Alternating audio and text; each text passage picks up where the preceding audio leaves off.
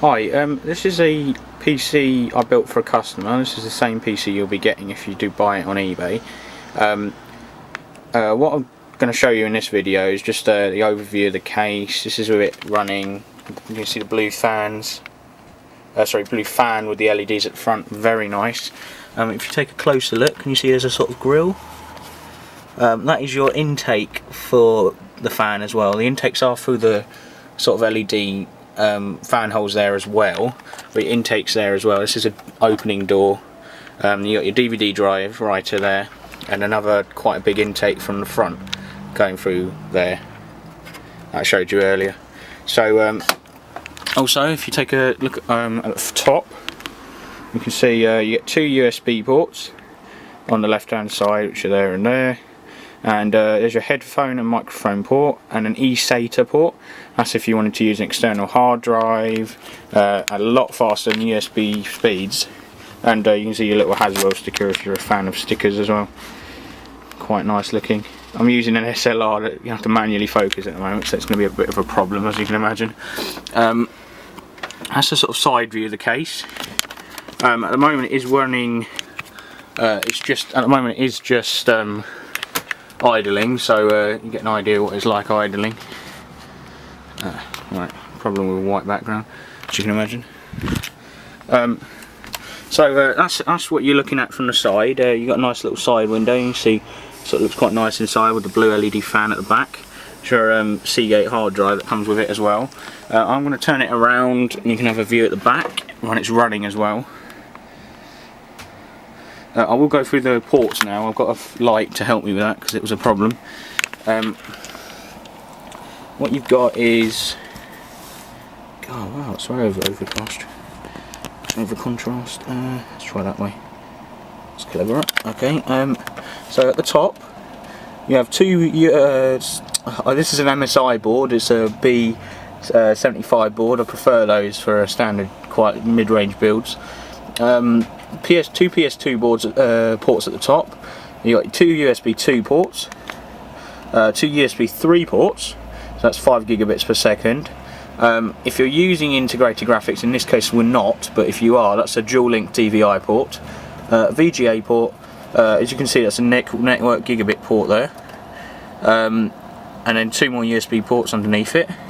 Underneath that, you have three audio ports, line in, headphone and mic. They can all be used to run a 5.1 surround sound if you really want to do that. Lastly, on the dedicated card itself, one of them have been used, but you get one dual link, which is the one I'm using, a standard single link DVI, which both of them can run VGA if you're living in those days. You got a HDMI there, 1.4, so it supports 3D and 4K resolution. Two mini display ports, which can also support 4K. So in total, this Ghost XFX graphics card can support 5 ports, which is very impressive. Even 5 displays, 5 ports. Bottom here's your Cooler Master 500 watt power supply. I prefer these because they give 35 amps, and they're not what you found on standard eBay sellers cheap power supplies, which I really hate, because I mean, you think 700 watts, you're getting 700 watts, you're not. Just be careful of that.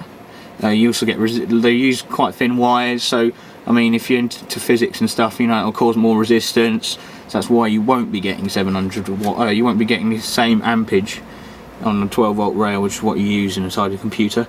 Two water cooling holes, which is important if you do want to upgrade this in the future. What I am doing warranty wise with this is I'm not letting you open the case. There is a sticker that will be on the back stopping you do this. It's nothing against you. You might be a genuine person wanting to upgrade and everything, but I mean, if you touch it and it causes static and it blows up, and it'll be my fault, it'll backfire on me quite badly. So this is what you're getting with your build. There we go, it's focused now. As you see, I lay out the wires quite well. I do like to leave it looking quite nice inside itself. There's your 500 watt power supply from Cooler Master. Focus, there we go. All the wires go through the little grouting hole at the bottom. your non-standard Seagate 500 gig hard drive there, sorry, 1000 gig in this case. This is the XFX graphics card. It uses an aluminium plate on top and non-standard fan, so overclocking is possible quite well, as I'll show you later in the video. In this case, because this board only has 2 DDR3 slots, I did use one DDR3 Corsair 1600 megahertz RAM for this. I'd prefer Corsair over every other mate. They're very reliable. 5 builds, and 2 of the times I use Crucial and they both don't work, so not ever going to touch them again. All my builds I use Corsair stuff. So this is your DVD at the front, connected by Sata, all routed through the back. As you can see, it comes out through there. Neat and tidy. None of the wires will touch the fan. You can see that's mounted via a cable tie. Same with the top one. And there's a little fan down there mounted by a cable tie as well. Can't focus on that. Sorry about that. So that's what you look like inside. You can see that through the window anyway. That's why I like this case. So there's no need to really open it to have a look at what it looks like inside. So I prefer not opening it, of course. That's where your fan is. Your Intel standard heatsink and your i5 Haswell underneath. I'm running Prime 95. You can't overclock it, of course, anyway. But I only got Prime 95. Maximum I got was 65 degrees centigrade, which is very, very good. There's no need for water cooling or a Bella cooler on this. I do like to brag about that. Haswell is very good in that sense. So there's no need to that. It is quite a teeny board, as you can see. It uses nothing in a case, but it gives you a lot of performance and a lot of value for money. So I mean, 680, 650, maybe 700 this build, depending on what I include with it, of course. I may change components. 7850 there. I prefer that as a Ghost Edition, and it's running on PCI Express 3, so you're all at the latest standards. If you really, after your year warranty, you can clearly, I mean, you've got the slot there. You can take apart what you want. I mean, you can put into up to 6 drive bays in here for hard drives, RAIDs, and so on. On board there is 4 SATA 3 6 gigabit ports on there, so you're more than happy and more than enough power there, because the power supply has got 36 amps on the 12 volt rail, which means, I mean, if you really wanted to, you can go and get 7950, dump that one of those in here, or a Nvidia GTX 770, which is what I want. Stick one of those in there and you'll be laughing like mad. But this graphics card, I mean, as you will see later in the video, is very good for the value for money. I mean, I was very impressed, a lot faster than I thought it would be.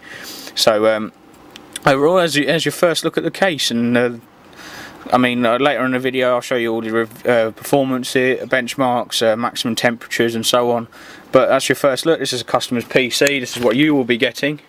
If you do want me to change it to dual channel, I'm more than happy to do that for you. I mean, it will cost more, not for you, but for me. But I'm not here to just make profit. I mean, I'm just going to uni soon. This is me and my friends on the side sort of job. And I mean, we've done 5 so far, like I might have mentioned before. I've done this video 2 times already, so I'm trying to remember if I mentioned it. But that's all I'm doing it for. I'm not going to make much profit off of this. I'm doing it more for experience than anything. And I hope you get a good computer. This guy's definitely getting one. I mean, he's got him on Skype at the moment. He's talking to me about it. So I'll speak to you later then. Okay. Well, not speak to you, but I mean, if you want interested, just message me. If you wanted some parts changed, do the same. Anything, just message me. Okay. This is running. This is the PC running Prime 95. I haven't, you know, pulled it out, took the case side off, you know, all those unfair ways of benchmarking something for temperatures. It's been running for about 15 minutes now, which is more than enough. I mean, you can run it for an hour if you want, because it really does not change. Temperature wise, if we just zoom in quickly, zoom in and focus would help as well. Like I mentioned before in the opening, I mean, you're getting 65, 60, well, it's not 64 now, it's gone up both to 65. So maximum you're looking at 65 on 2 of the cores. I mean, Prime 95 in this case is not using the GPU, so I mean, our idling at 300 megahertz, and it's only running at 36 degrees centigrade. We have to put into we have to remember, is quite a fair desk. If you look outside, it's boiling hot. I mean, it's the hottest day of the year at the moment. It's about 20, well, in this room it's about 24 degrees centigrade. So this is well higher than you would normally expect. So you can know in summer you're not going to have any problems with that. Because it's got turbo boost, you are looking at, and because it's running all out, all cores, you're looking at 3.2 gigahertz. You'll get 3.6 if you're using single threaded applications, 3.4 if you're using 2 cores, which is, you know, sort of so on. Very good for that sense. Also, what I was going to do on this video was get my laptop out of the way, sorry, quickly. I was going to open up the box that you will and show you the stuff that you will got included in your package, because I think this is important for some people. You know, standard kettle cable, all neatly up, brand new one. Depending on the specification, I do say you will be getting a wireless N network card. I use this company Tender, because I mean you're looking at £9 for a wireless N 300 megabits per second card, sorry, USB, and it's got a good aerial in it. As you know, it's a XFX card, so what you do get is a door handle that says "Do not disturb on gaming." Really, it would be funnier if there was one, you know, and piss off or something, but it's a bit rude. Anyway, oh god, focus. No, it won't manage it. The number you get down there is your serial number and your online registration, because you do get 5 years warranty with this card, which is why I like XFX for video cards. They've always been reliable for me as well. So that's your door hanger. What you also next get is an advertisement of how their power supplies are very reliable, but I use a Cooler Master one in this one anyway, so it was very reliable. Manual and warranty information. You get a 3-year warranty on your processor, so after your year warranty with me, you can phone Intel if you're having problems with your processor, and they'll send you out a new one, or probably in likelihood they'll send you out a new one then, which will be Boomfield or something like that, which is the next, you know, 5th, 6th gen i7s, i5s and so on. This is an MSI driver disc. That's the one I would use just to put your drivers up to date. Next one is your AMD Radeon disc. I do not use this. I'd prefer going to the AMD's website, download the latest drivers, and then all your games are going to be running at the full frames per second that you should be getting. This is to do with collecting it up inside the case. I'm including all this stuff anyway. You can throw it away, it doesn't matter to me. I prefer including things and not getting things taken away. Driver CD installation guide. I mean, you don't really need much help in that when you put a disc in. Limited hardware, limited warranty, talking to you about how the warranty, how you to do with so on. You can overclock this card and it's covered by the warranty, which is a nice thing. I'm showing you the ports, your DVI ports. You can use a DVI to VGA adapter on the bottom one. You know, mini display port, HDMI, 2 DVIs, bottom one's dual link DVI. Low profile kit, that doesn't matter in your case because it's not a media card, media PC card. That's to do with the case, sorry no, this is motherboard, sorry about that. Quick start guide. I mean, if you're into computers, you know, stuff after a year warranty, take it apart, it gives you all the panel, front panel connectors, so on. Quick install guide.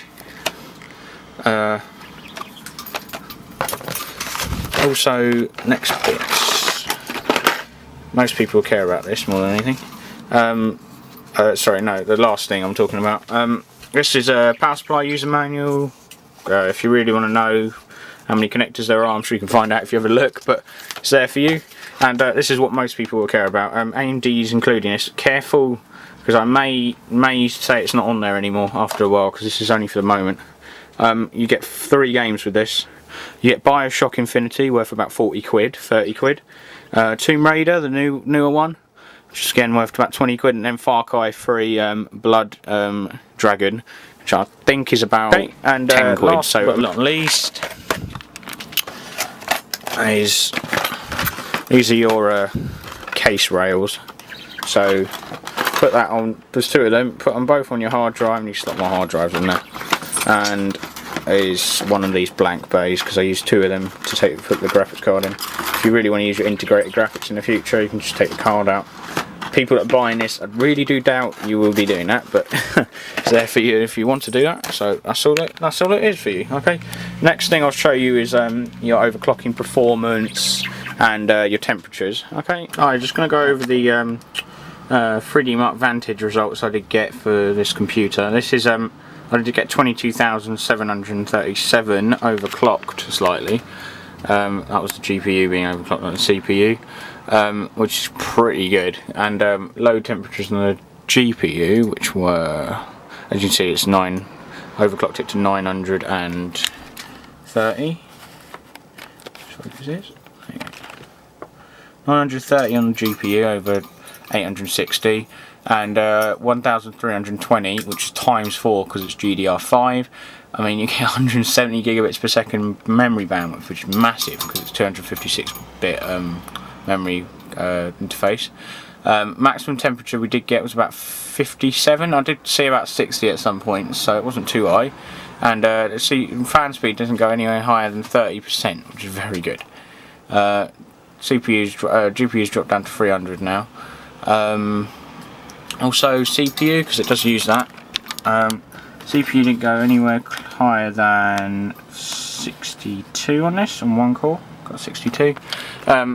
If you didn't overclock it, which some people won't want to do that, you're looking at 21,268, which is again very good for a standard computer. I mean, put into contrast, my laptop's got an i7 Extreme in it, and it only gets about 10,000.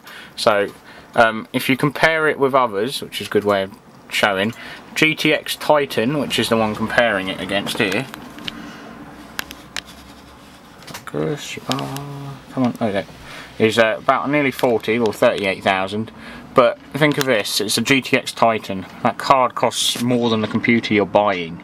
The one card, and then it's got an i7 with nearly 300 quid in it, and that's nowhere close to comparable on value for money. Again, that will get loads more frames per second, but again, that's built for more like 3-screen gaming, and if you really wanted to run sort of higher than HD resolution, basically think of it like that. If you're running full HD, this computer will definitely be worth having. Any more than that, it's worth talking to me about another card to go for, because I mean GTX 780, Titan, things like that, but 770 maybe as well. If you compare it to a gaming PC, that's what you're sort of looking at. I mean, you're twice as fast as a £1,000 gaming PC, so you're quite happy there. And so an Ultrabook, I mean, why would you even compare it? But it's there for you if you want. Again, another benchmark I did do, which is important to me as well, is why because I included a very fast hard drive in this one. The Seagate gets around 195 megabytes per second write speed, as you can see by the graph. That's of course doing bigger. These are big files, so that's an 8 gig file, 4 gig file. The smaller the file, so that's about half a meg file. It's teeny. Obviously the write speed is not going to be that good because it's finished very quickly. So it's to do with the access time and stuff. So the access time on this is about I think something like 5 milliseconds. It was very, very quick. I mean, it's that average is about 8. The write speed is 193 megabytes per second. Put into comparison, I mean, most people will go and buy an SSD for a gaming system, a cheap SSD. SSD is a cheap one, you're looking at about 80 quid, you're looking at 400 megabytes per second. So being half the speed of that, and that's only 120 gig, and this is 1000 gig, you can see value for money. The hard drive is still better to go for, especially if you pick up a quick one like that. Other things people will be looking at, this is what you'd get in Windows Experience Index. Windows 7, 7.6 for the memory, 7.6 for the processing calculations. It would be 7.9 for the memory if I use dual channel, which means both slots will be used, because it will be twice the memory bandwidth. Again, that might want that. You can ask me, I can include that for you. But then you'd have to spend more if you wanted to upgrade it. Most people in a few years' time can go and put 16 in, but another 8 and get dual bandwidth that way, which is a better option, I think. So you're future-proofing if you go single channel. 7.9 out of 7.9 for your gaming graphics and normal standard aero graphics, and 5.9, which is the same as every hard drive in the world, apart from the exception of the 10,000 RPM drives. This is a 7,200. So if you had an SSD, that would be at 7 point something. but again, that's to do with access time, so on, but again, it's not value for money. So people that say, oh look, it's got 128 gig SSD in it, but there's no other storage, you will use that very quickly. Windows 8, for example, is using about 30 gigabytes on a hard drive here, see? So it's well worth going with an, if you are going to get a SSD, get a hard drive with it, but this is best value. I mean, if you want to spend any more money, go up to 800 quid, I'll go and get one with an SSD for about that price, but otherwise it's not worth it. You need a hard drive with it to make it any useful, because nowadays 120 gig is nothing on a hard drive, is it? Last thing I was going to show you is the shutdown and shutdown and startup times of the PC, which some people might be interested in, because it's what time you'd have to wait before you know, you won't have to go and get a, you know, go and make a cup of tea nowadays. So shutting down, obviously it's instant. Starting up, actually 2 seconds, I'll go and get my phone timer for that.